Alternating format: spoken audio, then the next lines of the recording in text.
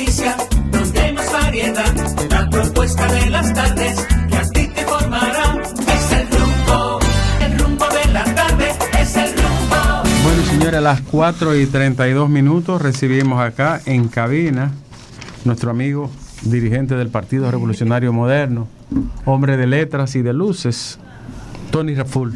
Muchísimas gracias, encantado de estar en este programa tan importante, de tanta controversia y esclarecimiento de los problemas nacionales y políticos. Bueno, Tony, diríamos como recurriendo al oráculo, ¿no?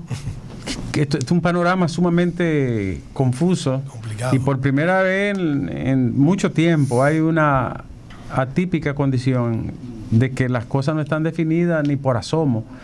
¿Qué lectura tiene este presente dominicano? Bueno, yo creo que estamos viviendo un momento muy importante en la vida política dominicana. Por ejemplo, han empezado a perfilarse las vías de orientación de la transición política democrática en el país. Lo que hace algunos meses lucía muy oscuro, muy imposible de prefigurar, hoy se ve con claridad hacia la realización de un gran proceso unitario de las fuerzas democráticas principales del país alrededor del cambio de gobierno el año que viene, en las próximas elecciones. En ese proceso, el Partido Revolucionario Moderno, el PRM, ha elaborado toda una táctica política que aglutina las principales fuerzas políticas sociales del país, no solamente a nivel de partidos políticos, sino a nivel de organizaciones sociales, comunitarias, empresariales, progresistas en sentido general, que han tomado conciencia de la necesidad de una transición, de un respiro democrático, la necesidad de que iniciemos una nueva etapa de adesentamiento del Estado dominicano, que ha llegado en su nivel más bajo en el actual proceso de gobernabilidad en la República Dominicana. En esa actitud, el PRM, ya con un candidato oficial elegido democráticamente, con una unidad total que no se prefiguraba hace algunos años en un partido político donde a veces las contradicciones echan por la borda los acuerdos unitarios. Sin embargo, aquí se ha producido una cohesión de carácter político partidaria que garantiza como imagen frente al elector la seguridad de la realización de un gobierno para todos. Yo creo que esto le da una nueva imagen al campo político dominicano. El PRM hoy es la fuerza política principal de la oposición política en el país, indudablemente. Y de acuerdo a cómo van desarrollándose los acontecimientos, está convertida prácticamente en la opción electoral de la mayoría del pueblo dominicano para las elecciones venideras. En ese sentido, y partiendo de esa realidad, el PRM no solamente ha fortalecido sus convicciones alrededor de un gran frente unitario de fuerzas, sino que ha abierto aún más las posibilidades, más allá incluso de la propia coalición democrática de los partidos básicos que sustentan la candidatura de Luis Abinader, más allá, con la finalidad de que la toma del poder el año que viene no signifique la destrucción de las instituciones ni el asalto a saco de las instituciones, sino que posibilite la participación democrática, por ejemplo, en órganos tan representativos como el Senado de la República. Yo diría que el órgano nervioso más importante del Estado, donde se legitiman todos los poderes a través de los cuales el Estado ejerce su dominación. En ese sentido, la participación democrática que hemos abierto en una alianza que sea susceptible de aglutinar a los sectores democráticos para que el Congreso no sea, no responda mecánicamente a las opiniones del presidente de turno, para que el presidente de turno no pueda decir que quiere su Senado, que quiere sus diputados, sino que los diputados y los senadores, específicamente los senadores, que es una fuerza importante, vital, de la conformación del Estado dominicano, respondan a un criterio de pluralidad democrática, a un criterio que hoy día en el mundo de hoy se privilegia como un elemento que conduce a un ejercicio pleno de la democracia. Por eso la alianza virtual, la alianza que se está gestando, que se está creando, con las organizaciones alrededor del conjunto de Juntos Podemos, es vital para garantizar en otro plano lo que es la gobernabilidad política a partir del año que viene. Yo estoy optimista. Mi optimismo descansa en las posibilidades que se abren en el escenario político dominicano. Incluso hay una nueva conciencia. La división de los partidos es traumática en el electorado dominicano. Lo digo por experiencia. Las divisiones secuenciales en el PRD, en el cual militamos durante gran parte de nuestra vida, dieron como resultado el desencanto de un sector electoral que inmediatamente ve cómo se dividen esas organizaciones políticas, emigra emigra porque no son cautivos de un voto, digamos, puntual en los comicios electorales. Y ahora lo que ha devenido como consecuencia de la división, de la escisión fundamental en el seno del PLD, es precisamente el fortalecimiento de la única organización opositora en capacidad de aglutinar las fuerzas del cambio, que es el Partido Revolucionario Moderno. Don Tony, yo estoy de acuerdo con usted. Este es el mejor chance, la mejor oportunidad que se le ha presentado a la oposición en los últimos 20 años, pero a mí me preocupa algo y en ese sentido quiero hacerle la pregunta. No importa que tan bien juegue un equipo, si tiene el árbitro en contra, se la ponen en China para ganar. Entonces, ¿ustedes van a continuar con ese llamado de que se haga una auditoría del sistema de votación, de que se le exija a la Junta Central Electoral que presente algunas pruebas de que el sistema funciona bien, o ustedes confían ya en el árbitro? El compañero candidato presidencial de nuestro partido, Luis Abinader, ha señalado muy claramente que es partidario, y así lo exige el partido, que se haga una auditoría forense de los equipos que se utilizaron en el pasado proceso electrónico de votación.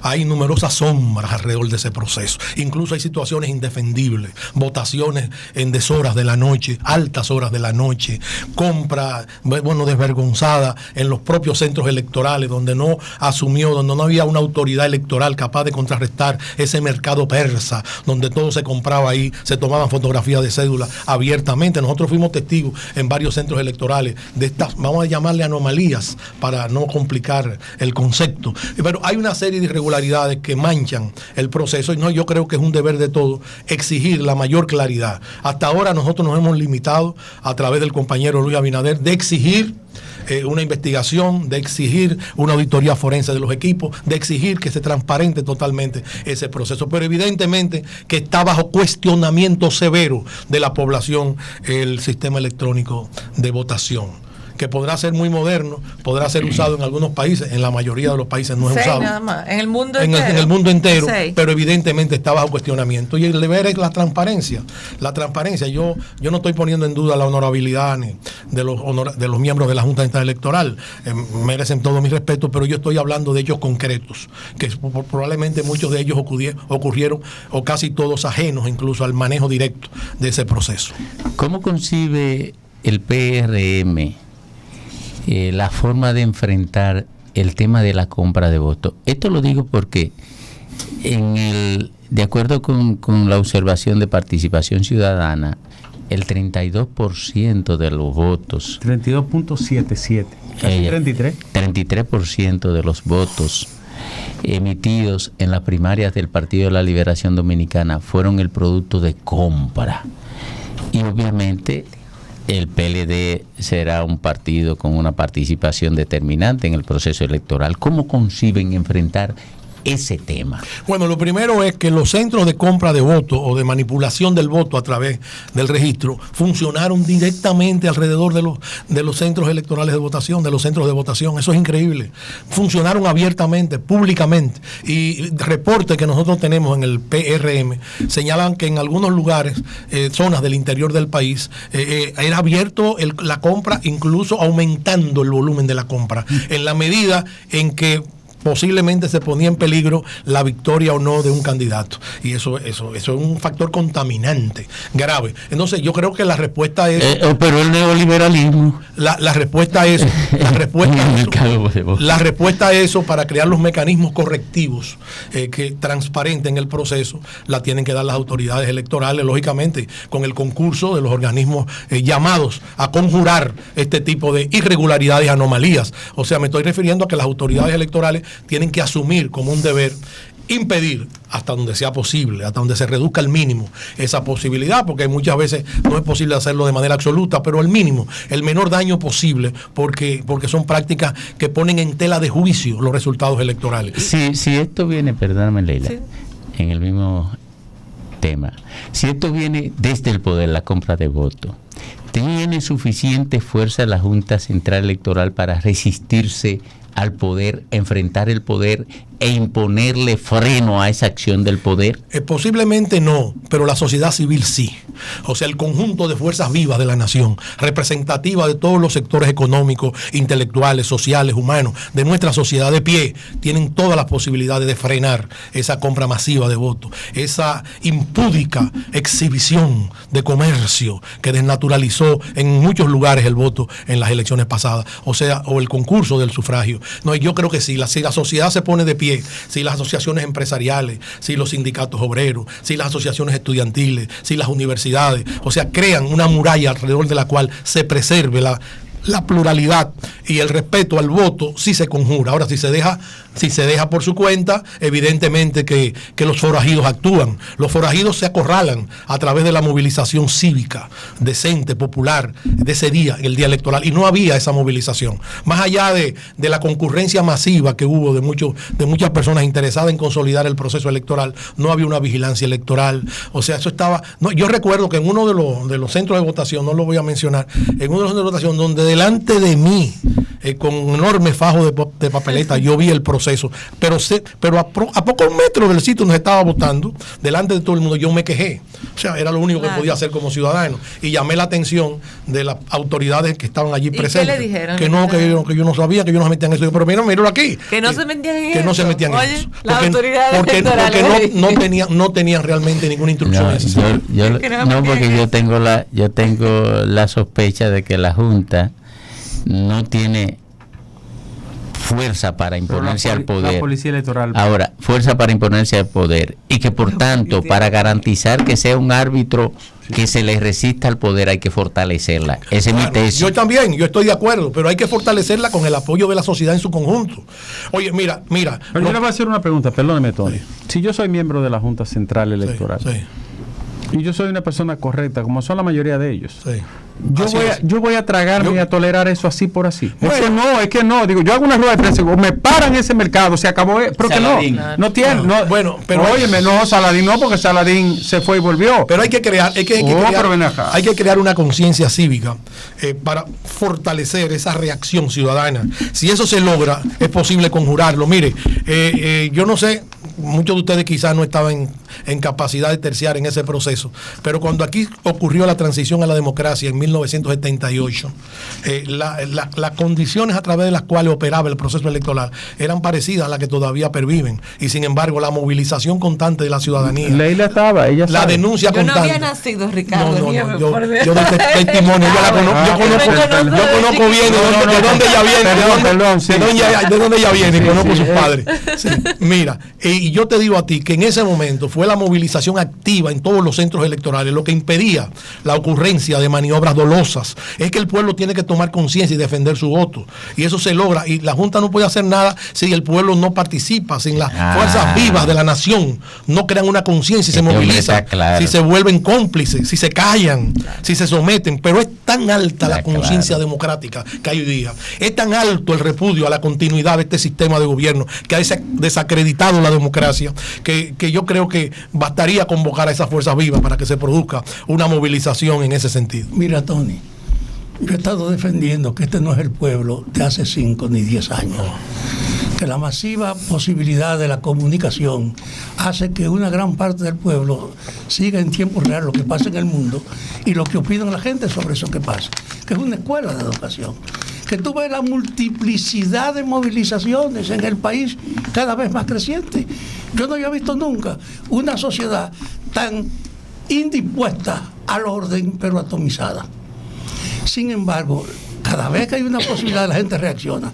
Aquí estuvieron los que organizaron el encuentro del Play para decirle gavillero a un ministro. Los de Somos Pueblo. Ayer. Somos Pueblo. Estuvieron aquí ayer. Y fue un grupito que fue ahí, que se organizó. Y para ellos fue una respuesta inesperada que el Play se pusiera de pie a respaldarlo. Aquí hay una conciencia de rechazo absoluto a la continuidad del PLD. Así es. Y en ese sentido es una diversidad de protestas que comienzan a compactarse. ¿De cuál de los dos? Yo no tengo ninguna duda. Yo no tengo ninguna duda que este pueblo va a ir creciendo en la protesta y en la coordinación para demandar un relevo que la gente no quiere de ese gobierno. Más del 75% de la gente consultada en todas las encuestas está contra el continuismo. Entonces, están dadas las bases para que la unidad opositora, que sea capaz de incorporar la movilización de la gente para defender sus intereses el mismo día de las elecciones. Así es. Y yo creo que eso va a pasar, porque hasta la guardia y la policía de este país saben que esto no puede seguir. ¿Tú te imaginas que con la vida de hoy cada vez más cara, los militares son unos miserables en cuanto al pago? Y el candidato de nosotros le dijo, $500 el punto de partida para un salario mínimo. Lo que quiere decir que nosotros encarnamos una idea de cambio que la gente entiende, aproveche, Fafa, con el rechazo que tiene. Esto no es tribuna democrática, Fafa. Esto es claro. Don Tony, ¿está cerrada la posibilidad de una conversación con el PRD? Con el PRD, sí. No ha habido ningún tipo de conversación con el PRD. No, yo sé que no ha habido, pero yo quiero saber si habría una disposición por parte del PRM. No hay una disposición específica, ni de rechazo, ni de... Nosotros estamos abiertos, la coalición democrática está abierta a todas las fuerzas sociales y políticas en un momento determinado coincidan con nosotros en la necesidad de la transición democrática. Incluyendo al PRD. Incluyendo al PRD, claro. No rechazamos a nadie. Si coincide con nosotros en este propósito táctico, cabe dentro de nuestra fuerza. Lo digo fuerza. porque yo me imagino algunas alianzas, por ejemplo, parciales con el PRD en torno a figuras que pueden representar a ambos partidos. Le voy a poner un ejemplo. Si se define que David Collado se va, o va a ser candidato a otra cosa, pero no va a ser el candidato a la alcaldía. Yo me imagino un Hugo Veras, por ejemplo, yendo en una alianza parcial por el PRD y el PRM. Sí, no me parece descabellado. Lo que pasa es que en el caso de David Collado, todas las informaciones que yo tengo al día de hoy es que va como candidato a la sindicatura. ¿Sí? Okay. O sea, son versiones ya bastante esclarecidas, lo cual no significa que puedan ser definitivas, porque la voluntad humana la determina la persona, no los intereses necesariamente en un momento dado, pero la información que tengo es que nuestro candidato ha sido un magnífico alcalde, goza de una simpatía extraordinaria en la población, es una persona muy honesta y es una persona que ha venido trabajando con nosotros desde hace muchos años, y yo confío en que él sea nuestro alcalde de la ciudad capital. Finalmente, ya por mi parte, ¿verdad? Ya, en el 1978 el móvil del proceso electoral fue entrar en una etapa democrática de respeto a libertades públicas, etcétera, etcétera, etcétera. La transición. Digamos que fue muy breve. Lo de Leonel Fernández del 96 a 2000 y lo de Hipólito también muy breve, 4 años. Ahora, en el 2004 parecía las ansias que ubicaba el proceso electoral, redención económica, o sea, justicia social. El balance, no sé si se logró algo o no, si se ha logrado o no, pero ¿qué puede ser hoy? Bueno, hoy lo primero es el adesentamiento del Estado. El adesentamiento del Estado es una pieza clave del proceso de transición. Si no adesentamos el Estado, si el Estado no recupera sus dones, no recupera su prestigio, digamos, a nivel de las instituciones, hoy la mayoría de ellas cuestionadas severamente. Sobre todo con la justicia. No solamente cuestionada por la oposición, sino por todos los sectores sociales del país, como el caso, como señala Fafa, de la justicia dominicana, que está viviendo su peor momento, su momento más lastimero. O sea, si no logramos adecentar el Estado, o sea, recuperar la imagen de un Estado realmente eficiente, capaz de garantizar la democracia, entonces no haríamos nada con ganar las elecciones. Yo creo que esa es la tarea principal, y Luis Abinader ha hecho mucho hincapié incluso en separar, tal como lo establecen las leyes, digamos, la función del Estado o la función de la presidencia de la República con los intereses reales y legítimos que se ejercen a través de los organismos judiciales. Hoy día hay una intromisión total y absoluta del Estado, digamos, de la claque gobernante en los procesos y en los órganos judiciales del país, de una manera abierta, o sea, sin ningún tipo de remilgos, para poder exhibir esa gran prepotencia del Estado benefactor desde el punto de vista político. No, yo creo que esa es la tarea fundamental fundamental de hoy día. Por supuesto, conjuntamente con una serie de reivindicaciones inmediatas de carácter social, de seguridad pública, de garantía al ciudadano, de limpieza, evidentemente, de algunos organismos que merecen ser, digamos, éticamente colocados en posición de rendir mejor servicio a la sociedad. Dentro de todo un conjunto de acciones, hay una necesidad orgánica de cambiar el estado actual de la República Dominicana, y en eso estamos coincidiendo mucha gente que tenemos puntos de vista diferentes y disímiles, y que en el pasado hemos tenido contradicciones, digamos, hasta así, que se han dado desde un punto de vista antagónico, pero que hoy día, por ese proceso cambiante, o para decirlo con una palabra de Fafa, dialéctico, nos coloca en situación de alianza o de coincidencias en el proceso político actual. Bueno, Tony, nos queda ya solo un minutito. ¿Cómo va Faride? Faride va bien. Faride va bien. Faride, digo, mediante, ha sido la gran revelación. ¿Qué dicen los números? Muy bien.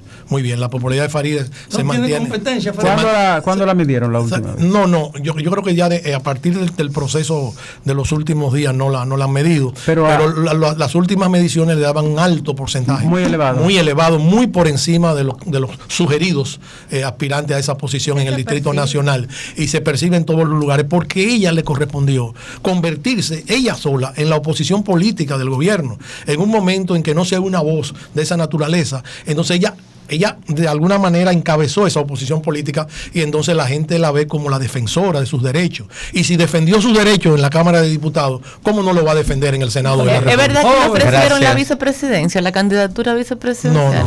No es cierto, eso fue una bola. Son bolas, tiran bolas. Gracias, Antonio. Gracias a ustedes, mi querido amigo. Ha sido un placer realmente venir a este programa. Lamento la ausencia de mi hermano Andrés. Él dijo que si usted venía, pero ustedes se complementan bien. Sí, él dijo que si usted venía no iba a venir. Llévale a Faride este mensaje. Que dos poetas juntos. Oye, llévale a No, pero este programa no está eso. Ella no puede fallar. Eso es privado. Eso es privado. Fafa. Valiente y bonito. Pero Fafa, esto no es tribunal democrático. Tony, ¿y el libro? ¿Cómo ha caído finalmente? Muy bien. Bueno, ¿ha salido bien? La edición hubo que hacer otra, la edición se agotó completamente. Aquí en Estados Unidos también. O sea que usted y Euclides son los que más libros venden. No, yo no me comparo con el maestro Euclides. Mira, finalmente, y con él, ya despidiendo a Tony, recordarle a la gente que el próximo 18 será la misa in memoria de doña Mari de Arteaga, la esposa de... ya estaremos tú y yo. Sí, tenemos los únicos invitados, tú y yo. Fafa, todo, Leila y Fafa y Andrés. Eso es el próximo miércoles. Sí, el 18. El 18. Y Tony, Juan José Arteaga y todo. Juan José Arteaga, un amigo de Rumbo de la Tarde. Gracias, Tony. Vamos. Sí, Fafa, tú siempre quieres ir donde brindan vaina.